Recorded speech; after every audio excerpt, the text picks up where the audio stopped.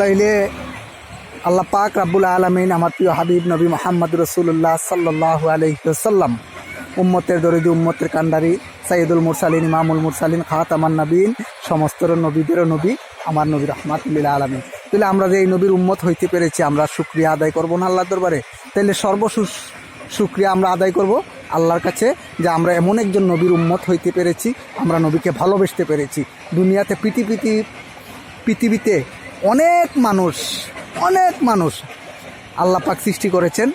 আল্লাহ পাক কাউরে দনের মালিক বানাইছে, টাকা পয়সা কোটিপতি বানাইছে, কিন্তু এমনও মানুষ আছে তাদেরকে আল্লাহ পাক রাব্বুল আলামিন মদিনার মেহমান বানাইয়া দুনিয়ার থেকে তাদেরকে নিয়ে গেছে।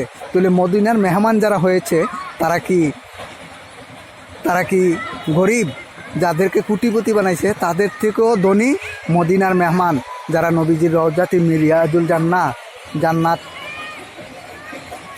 জান্নাত পেয়েছে, তারা আমার নবীকে ভালোবেসে, উলিয়াদেরকে ভালোবেসে। তাহলে আল্লাহদের উসিলায় আমরা আল্লাহর কাছে চাই, যে আল্লাহদের উসিলায় আমরা আল্লাহর কাছে চাই। আল্লাহ হইলে সর্বশক্তিমান, আল্লাহ হইলে শ্রেষ্ঠ, আল্লাহর সাথে কোনো শরিক হবে না। কিন্তু আল্লাহর হাবিব নবী মুহাম্মদ রাসূলুল্লাহ সাল্লাল্লাহু আলাইহি ওয়াসাল্লামকে আল্লাহ পাক রাব্বুল আলামিন 5 কালেমায় রেখেছে, আযানে রেখেছে, আকামতে রেখেছে, সব জায়গায় আল্লাহর নামের সাথে আমার নবীজির নাম মুবারক আল্লাহ রেখেছেন।